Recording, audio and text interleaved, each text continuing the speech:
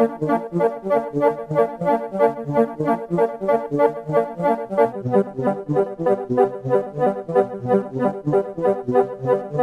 is a Socialist News and Views special interview.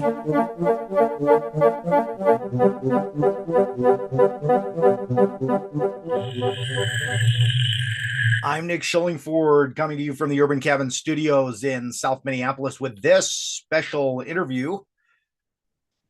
On Socialist News and Views, we let folks introduce themselves. Do you want to just tell our audience who you are? Sure, absolutely. Well, first off, thanks so much for having me on. Yeah. Nick, I really appreciate it. I also wanted to thank Emily from your Fund Healthcare Not Genocide episode for connecting us. Yeah, that's great. I really appreciate that. I'm glad we could make the connection. So my name is Luke Pickrell. I have taken a liking to writing and have written for Cosmonaut magazine online. I've written for Jacobin magazine. I have an article published in Mexico, Solidarity Media. And my main project, which Lucas DeHart and I are involved in, is the Democratic Constitution blog, which I really consider to be my political home. And I really encourage folks to check out the blog. Through the blog, I've also been really fortunate to talk with many very knowledgeable folks on the podcast that we have, the Democratic Constitution podcast. And then I'm also a member of the Democratic Socialists of America, DSA, and then within that, the Marxist Unity Group caucus. And Lucas DeHart is also a member of DSA and Marxist Unity Group, or MUG, as folks call it. Nice. Yeah, I'm a member of DSA so far, mostly pretty much just a paper member, but at a certain point I was like, okay, I need to be a member of this. This is kind of the organizing force here. Yeah, so I mean, I wasn't, when I got introduced to the podcast, I wasn't really like super familiar with like, I talked a little stuff about parallel governments, and kind of, taking kind of that angle. Hadn't really been thinking about Democratic Constitution specifically. But yeah, I thought the podcast was really interesting. Why should people consider, the Democratic Constitution a working class issue or a socialist issue or an issue that socialists should care about? Yeah, it's a great question, and one that I think is being increasingly asked, which is very exciting, and I'm sure we'll get into that in a little bit. One way of answering that question is just to say that democracy is a working class issue. So the question of who has political power, that is a working class issue. We're involved in political struggles that are about power, and I think principally about state power. And therefore, this question of a democratic state, which I often and other folks will refer to as a democratic republic, is eminently a working class issue. And a democratic state or a democratic republic would be working class political power, is also the contention that I'm making. And, there are various ways to suss that out, to find the thread of the struggle for democracy in a democratic state. I like often to refer to Marx in the Communist Manifesto, where he talks about the first step in the revolution by the working class is to win the battle for democracy, and then talks about using that position to wrest by degree capital from the bourgeoisie. That same sentiment is echoed in Engels. It's found in the Russian Social Democratic Labor Party platform, which, as its first 2 points, calls for the concentration of supreme state power in a unicameral legislative assembly, universal, equal, and direct suffrage. And then it's also found in the Socialist Party of America. It's found all throughout a lot of socialist history. And then, of course, the struggle for democracy is much longer than just as long as socialism, and the struggle for socialism has been around. So there's a lot to say there, but I would sum it up by saying the question of political power is the working class issue. And if you're talking about democracy, well, that's tapping right into that. I was just going to sum it up like you said it there. Basically, yeah, this is something that's been part of the socialist movement since, since the socialist movement's been around. I know this is kind of a follow up, not within the framework that I sent, but you kind of ask y'all's guests on the podcast, how did you come to this particular area that I don't think other people are necessarily focusing on? What was your kind of trajectory to become involved in socialist politics and then get involved in democratic constitution discussion and work? Yeah, absolutely. You're right. I like asking the folks who I talk with that question. I think it's cool to learn about people's political backgrounds and reflect on where we've also come from. So I got interested in social issues when I was in college. I read Marx for the first time in a sociology class, and pretty quickly gravitated towards what I would later understand as Trotskyism. So looking at the world through a socialist lens that has the Trotskyist historical interpretation influence, everything that involves. And I was involved in various groups. I started off in the International Socialist Organization for a period of time. And I think one of the important points with that is that I learned, I think, a relatively standard interpretation of what we should be doing, how we should be thinking, what the struggle looks like, how we should view the world, so on and so forth. And it was one that included terms like bourgeois democracy, focused a lot on embryonic developments of independent workplace or worker power within whatever social movement was kind of happening at the time. This was 2016, 2017 or so. And was very much locked in on saying we live now in a bourgeois democratic society that is capitalist, and we need to essentially spread the good news of socialism. Tell people that socialism is possible. Tell people that the way that society is developing, especially economically, points towards the downfall of capitalism and the possibility of socialism. And that if we can kind of teach that, if you will, or show that to the working class, that will do a lot of work. And what eventually happened was that the ISO collapsed, fell apart, was no longer viable. And I then joined DSA, and through that, the Marxist Unity Group. And it was in Mug, and thanks to Mug's reader, and principally a particular chapter in that, in which we read the Socialist Party of America's platform, that I first saw people who called themselves socialists, in this case, the Socialist Party of America. This would have been when Eugene Debs was, around and really rolling, talking about the state, and not just talking about the state, because of course, I had learned that Lenin, I had learned an interpretation of Lenin's "What's to be done."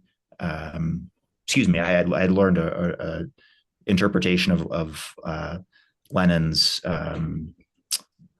State and Revolution. State and Revolution, yeah. Thank you. Yeah. Some version of state, some version of revolution. State and Revolution that really honed in on this idea of smashing the state, which is a whole other area of discussion. Sure. But I was being introduced to an idea of the state that was not just saying, well, smash the existing capitalist state and create socialism, principally a system of workers' councils, which would have been where I would have been seeing a lot of the Trotskyist influence, but was talking about the Constitution, and was talking about the Senate, was talking about the Supreme Court, and was making demands of those institutions, saying we should change them to be more democratic or just get rid of them. Right. And that really blew my mind. I had no idea that socialists talked about the Constitution, talked about the state in that way. And I'd say over time, that was maybe about 2 years ago or so, over time, I've just honed in on that and really focused on this idea of, well, we don't have that type of democratic state or the democratic republic that's being described there. We need that. And that's what I'm going to kind of make my project. And I should, of course, include Lucas in that. And that's what Lucas and I are going to make our project, is then doing agitation around that. So I'd say that was, there's more to it, but I'd say that was the pivot was coming to politics through a smash the state, build the workers' councils, the workers' state version of socialism, and then being introduced to democratic republicanism in principally the Second International, earlier iterations of socialism, if you will. Well, yeah, and I, like I said, I started listening to your podcast, and I listened to a number of episodes. Unfortunately, there's only so much time in the day, and I'm always trying to, see what's going on with different movements. Of course, after this, and going off of this question, if you have any other recommendations for ones I should definitely check out, I definitely would be up for that. But you're the one, you two have done the interviews, like you said, talked to all these really smart people, experts in different areas, potentially, that feed into this concept of the democratic constitution. What's the most interesting thing y'all have learned, or you personally, since you're here, about our Constitution in the U.S., or about constitutions in general, or about, specifically the need to have a democratic constitution? What's been the most interesting piece you've seen so far or heard so far? Yeah, it's a great question. Thanks for that question. And it's one that, could fill hours. Yeah, right. One thing that's interesting, before I really launch into it, is that Sure. There are sort of two worlds, if you will, to this question, this interest in the Constitution. One is to say that democratic republicanism, the struggle for a democratic republic, a state based on a unicameral legislature with sovereign power, universal and equal suffrage, Mm-hmm. that is a crucial part of the history of the socialist movement, crucial part of Marxism, crucial part of Lenin's thought, that has been lost, really, and I think is starting to be recovered. So one could come to a critique of the Constitution by reading Lenin, by reading the Socialist Party of America. One could also come to a critique of the Constitution, as some people who I've interviewed have described, just by sitting in a civics class or a U.S. history class and learning about the Constitution and kind of going, the way things are structured sounds kind of off. And then they would find, this critical student would find that a lot of political scientists, a lot of sociologists, a lot of people who don't necessarily call themselves radicals or socialists or Marxists have also come to the same conclusion, that the Constitution is not democratic, that it has a lot of problems, and that we would do well to change our Constitution. So that's one thing that I find is interesting is that there are different currents of democratic republicanism, if you will. There are important differences. And we're sort of living in a time in which one could start asking political scientists, sociologists, law scholars about the Constitution and start hearing some critiques. And one could also then go to certain sections of the left, principally DSA, if you ask me, and in certain sections of DSA also start hearing that critique. So it's interesting to be in this period in which the critique is coming from multiple angles that sort of inhabit different worlds, if you will. That's one interesting thing. I mean, just a quick jump off that is, yeah. I mean, even Democrats in the Democratic Party have been forced to kind of contend with some of this stuff. I saw somebody the other day, I can't remember who it was, commenting on the, undemocratic nature of the Supreme Court.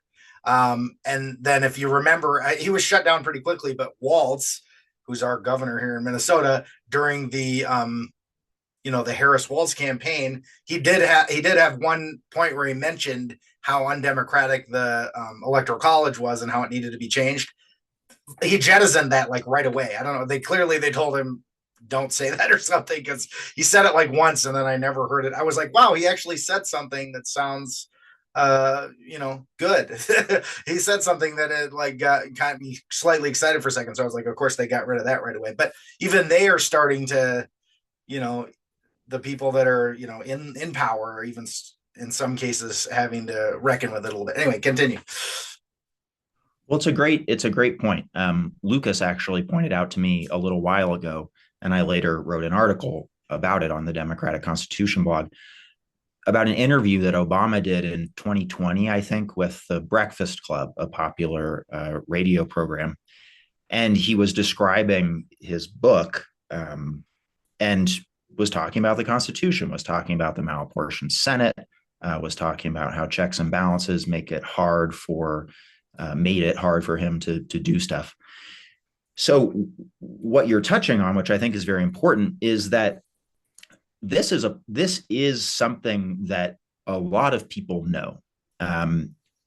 I came to realize at a certain point that it's not primarily, I don't think, a question of lack of knowledge. I think in some general sense, and then going upwards in degrees of specificity, people know that the US is something less than a democracy. And then you can get into questions of, well, what do you want to call it? But we'll say, sure, at the lowest common denominator, it's something less than a democracy. Even people who are in the Democratic Party, very powerful people in the Democratic Party, know that. They're well-read scholars of the law and political systems. The question then becomes, of course, who's going to do something about it and who would benefit from something being done about it. My opinion is that the Democratic Party benefits actually in some ways, not completely, from how the current system is set up, and that we shouldn't look to the Democratic Party to lead the charge for a democratic republic. But you're absolutely right in that. I agree with that. Yeah. Yeah. The way I put it is, it's any honest kind of no one can really honestly look at the political system we have and truthfully conclude that that we live in a democracy. I don't think. There are just various degrees of obfuscation and various reasons why one would want to deny that. So you're absolutely right. Great point about Walz. Something else that I've learned, and this is kind of an interesting historical tidbit, is that the question of the Constitution has been a live issue, sometimes a very hot issue, sometimes a more dormant issue, but has been an issue since the Constitution was created in the US, and even when it was being created. And Aziz Rana, a scholar at Boston College recently wrote a book called The Constitutional Bind. And that book broke and continues to break, I think, a lot of ground in thinking about how the left, how popular social movements have grappled with the Constitution. And it turns out a lot of people have thought about the Constitution. I'm sure people who maybe have any understanding of political science will be listening and saying, "Yeah, Luke, duh." One interesting area though, where I haven't seen people commenting on this is in the civil rights movement, and especially around Martin Luther King. This is, again, a whole world in and of itself. Something I've written about, something Aziz Rana's written about, but was the critique of the Constitution and the existing political system that Martin Luther King started to develop, that the civil rights movement started to develop. The Black Panthers had a critique of our existing Constitution. The Socialist Party of America, radical Republicans during Reconstruction, leading historians in the 20s and 30s. It really is a recovery of a lot of lost history that involves a lot of this. So I'd say that's one of the interesting things I've learned is that there's a lot of history to learn, and that's part of the excitement too. Well, yeah, and I think I'm going to get to my first favorite episode so far, but I think my second favorite was the Thomas Paine episode, and it's like, I talk about, on occasion how, undemocratic the Senate is, how undemocratic the Electoral College is, the Supreme Court. If by democracy you mean like one person, one vote, and we each have an equal say in what happens. Somebody could maybe make a case for a slightly different idea of what democracy is, but it's like in the Thomas Paine episode talking about the unicameral legislature and how that was a big part of the discussion at that time. And it's kind of, if you think about it for a second, it's just like so clear that a unicameral legislature is so much more democratic as far as like people being, giving their input, and then they don't have to deal with two houses that are different and potentially serving different interests. So I think that was kind of interesting, and just how that had been, like you said, like a conversation and a discussion that had been going on for a long time. I have a free books table and I give out stuff. I've given out, I've had, of course, I have Marx and I have Communist Manifesto. I've had copies of the Constitution there before. I get a lot of stuff from library sales. I also do buy some stuff or get used books, or people donate because they're moving. But I did get some copies of Thomas Paine, Common Sense, and a few other of his writings for the table for cheap. So included that in the rotation. But I still think my favorite episode of the podcast was your podcast talking about Mexico. And I think it was great because you can see what's a really popular government right now with Claudia Sheinbaum, that has made significant constitutional reforms, and is still, in the process of that. The fourth transformation of Mexico, covered it briefly on my program before. I just went to a Mexico sovereignty discussion the other day with Jose Luis. I guess he does a podcast, and he was talking about the popularity of the government and what they're trying to do. What do you think about the Mexico's constitutional reforms, or your Mexico episode? Are there other countries we should be looking at right now to see kind of how this might be done, or what kind of a constitution we might be able to craft? Yeah, it's a great question. I also really enjoyed that episode and that interview with Kurt Hackbarth, and then also Jose Luis Granado Ceja. Definitely, I encourage folks to check out their work, which is both in English and in Spanish.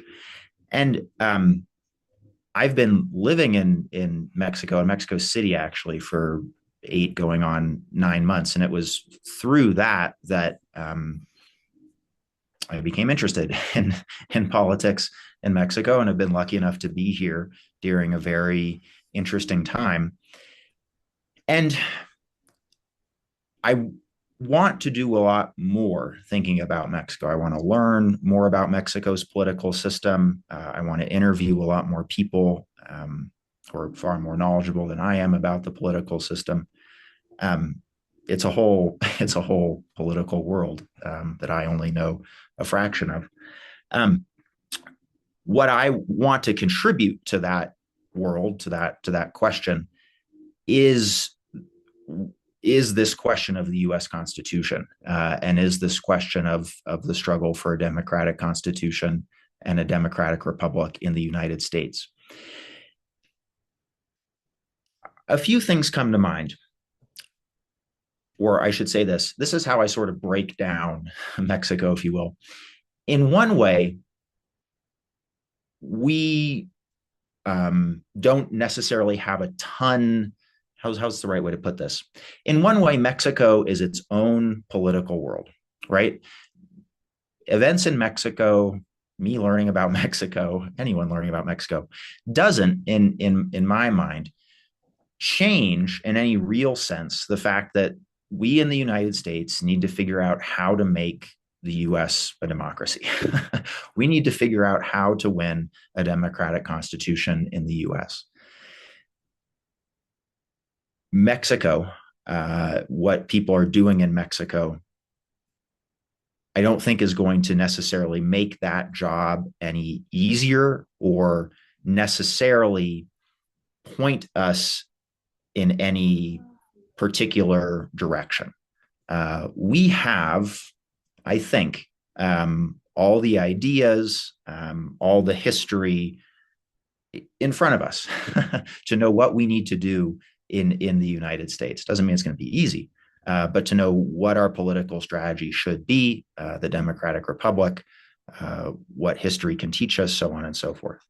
So the concentration for me, and I think people in the US, should still be how to win a democratic constitution, a democratic republic in the United States. And Mexico then is really interesting if one is looking at it from many angles, but from a constitutional angle, we'll say.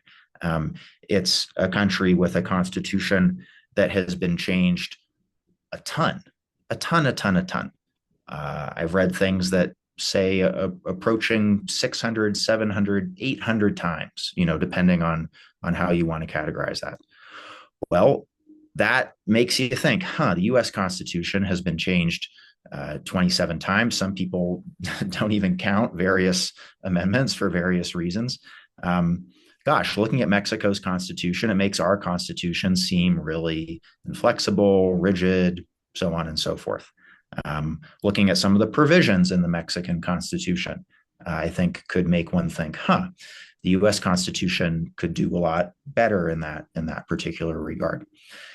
The area that I've really been interested in, though, is the constitutional change that was successful, which will open up federal elections to popular votes.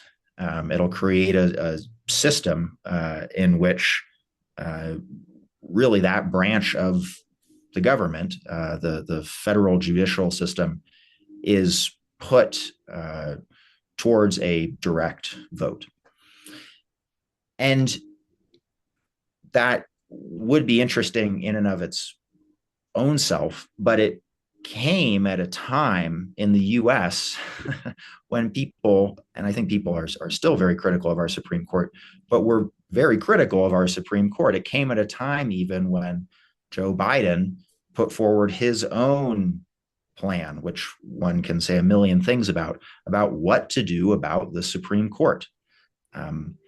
Well, just so happens that the country south of us, south of the United States, at that same time was reducing the amount of time that judges would serve on the Supreme Court from 15 to 12 years.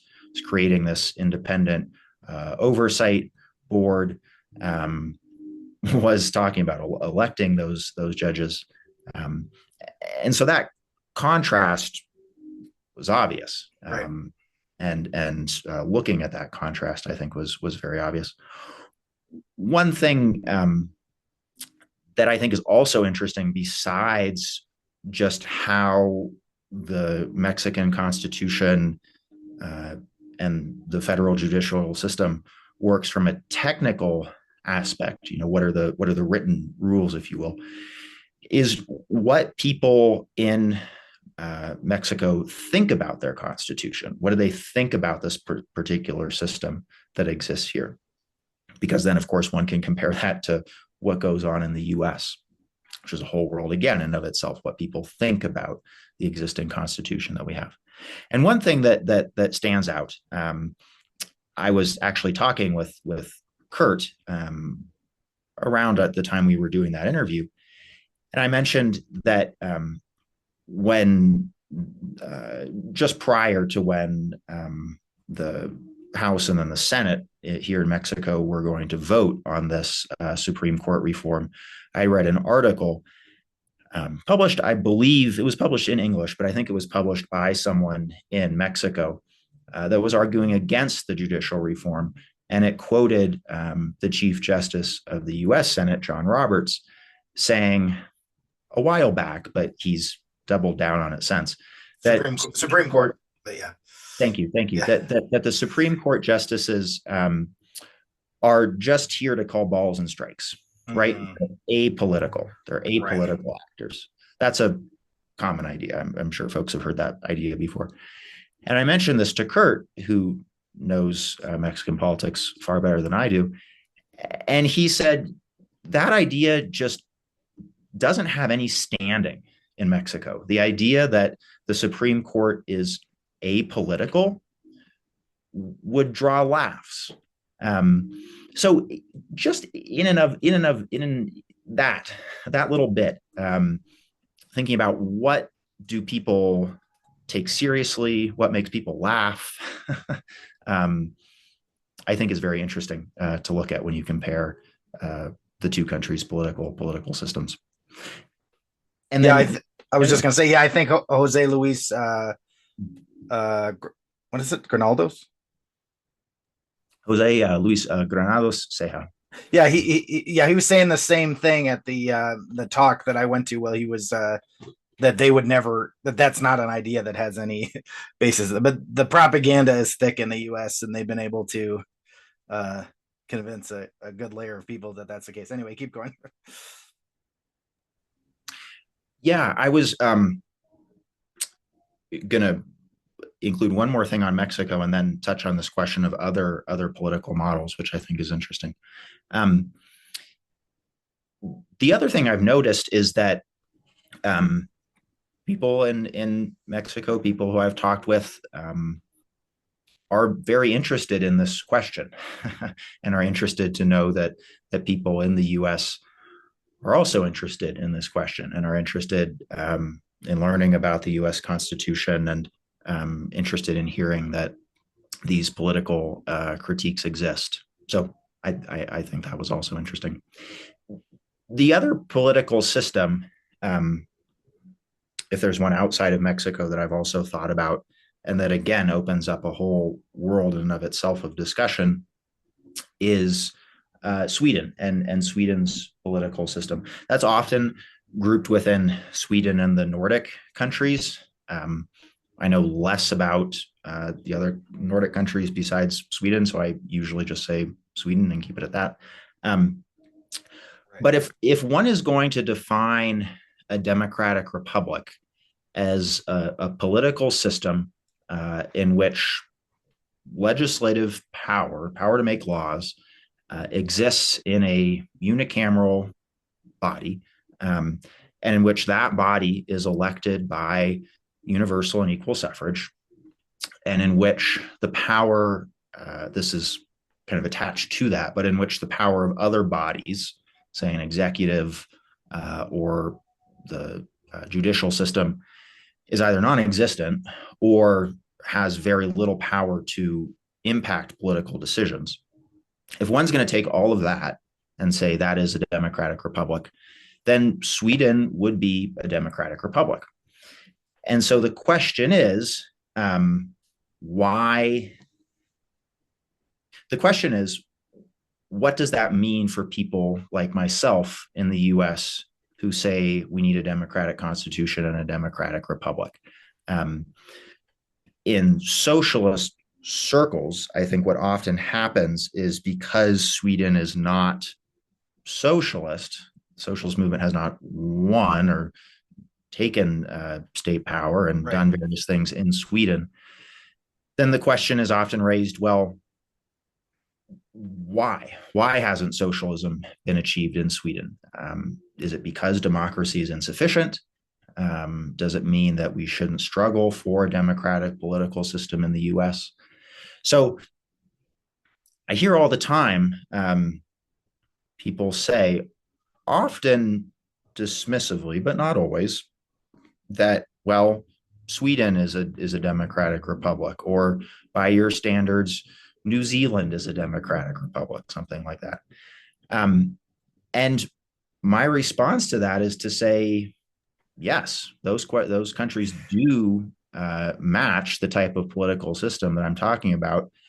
But then we need to do more work, and I think more work can be done, and more discussions can be had about if the lack of socialism in those countries then somehow spells something wrong for our demands here in the United States. And I don't think it does.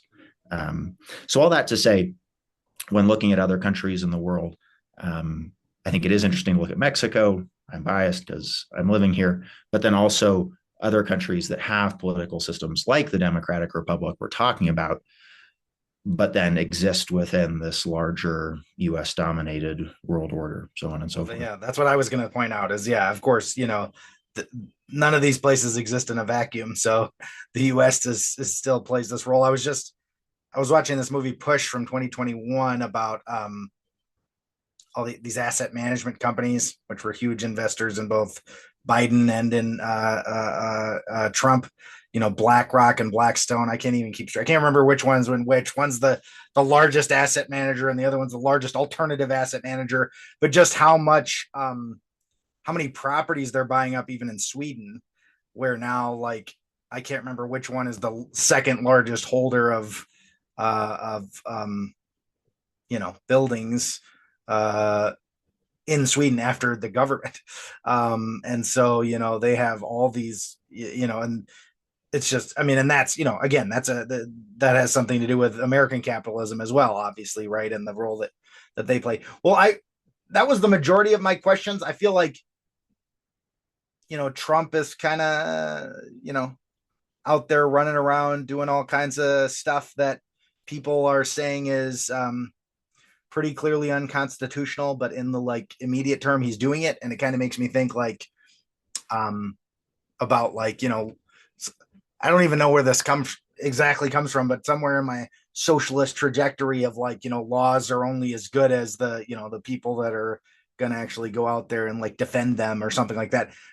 Do you have any thoughts on, Trump, and the Constitution, either, that it shows that in some ways it's doing something or that it's not doing something? Do you have any thoughts on the Trump piece? Because he's obviously out there, doing as much as he can, as quick as he can, as we sit here.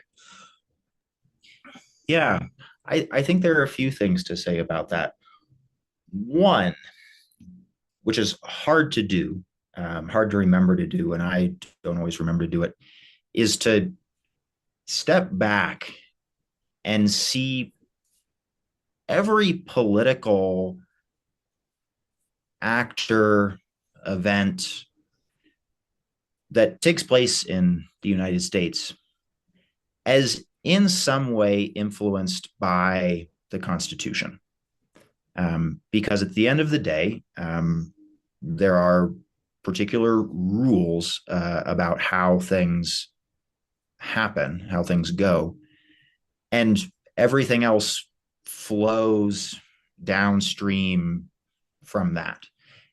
I was talking with Thomas Gagan during an interview, who's written a lot about the Senate and critiqued the Senate.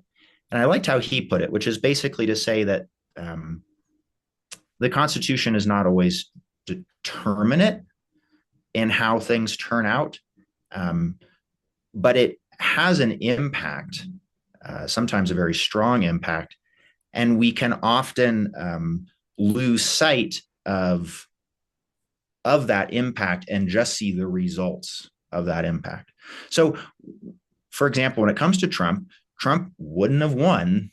This is what everyone knows, but I think gets lost. Trump wouldn't have won the first time. Trump never would have been president the one time prior if we didn't have the political system that we had. If we had a democratic constitution, Hillary Clinton would have become president. Donald Trump would not have become president. The Senate would not have been dominated by and heavily influenced by at least the Republican Party for decades, if not for how the particular districts are drawn. The Republican Party would really not have had much influence, I don't think, for decades, really, if not for the particular political system that we had, whether or not it's winning presidencies by thanks to the Electoral College, whether or not it's the way our Senate works, in which you can actually have a majority of Senate seats, but that majority of Senate seats, let's say 51 Senate seats, can actually be represented by, millions less, can represent, I should say, millions less Americans, because of course every state gets 2 senators, regardless of the population. Those are just a few examples of how Trump, like so many manifestations of politics, is a product of our particular constitutional order. And I think that there's been some good work done on that. There was a book, Tyranny of the Minority, that came out a few years ago, which describes Trump as a product of the particular political system that we have, and says, look, if you're going to talk about Trumpism or MAGA or something like that, but you're not going to talk about our undemocratic political system, you're not going to talk about the power that a minority of the population has in our political order, then you're missing just a huge part of the problem. You really can't understand what's happening.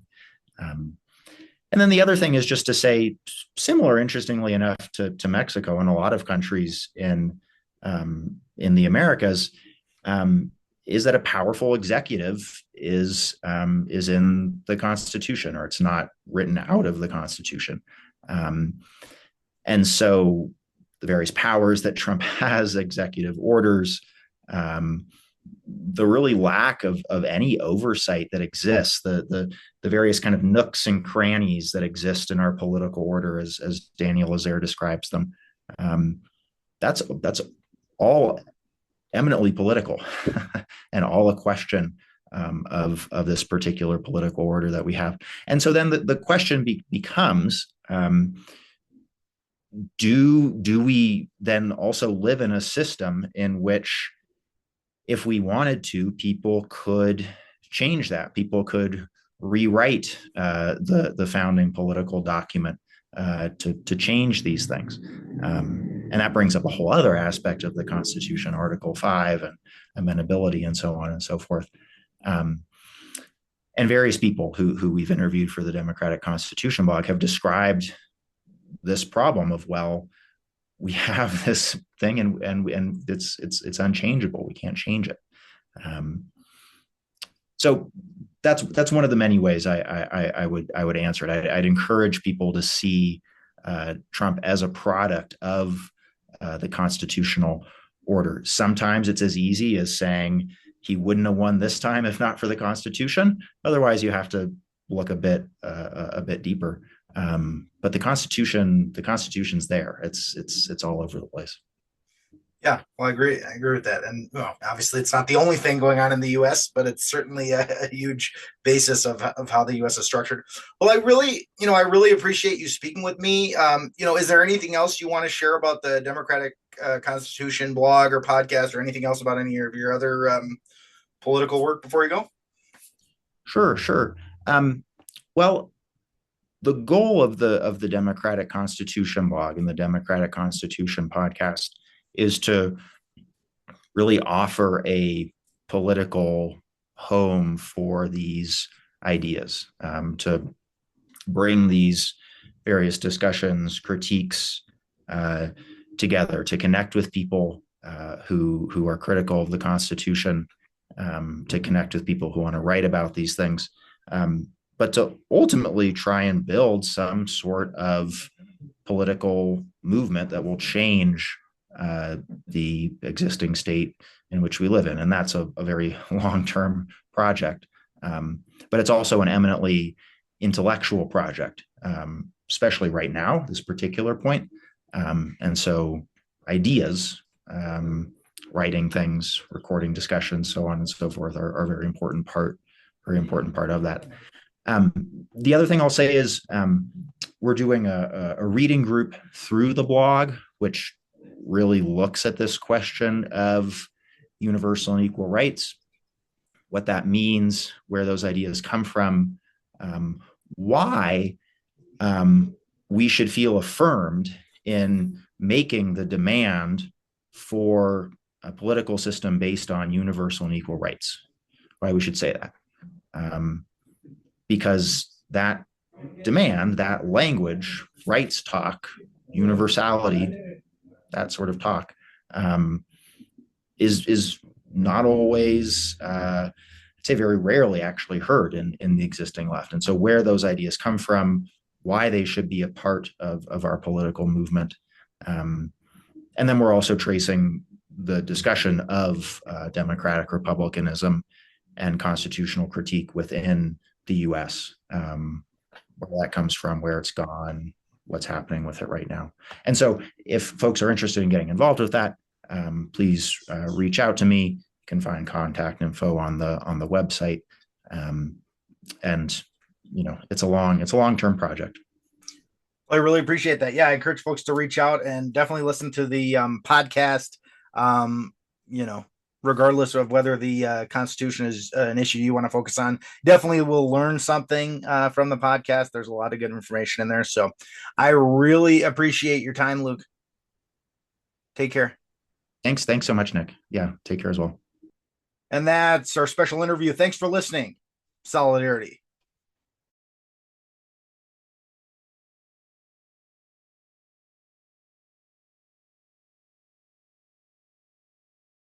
This has been a Socialist News and Views special interview.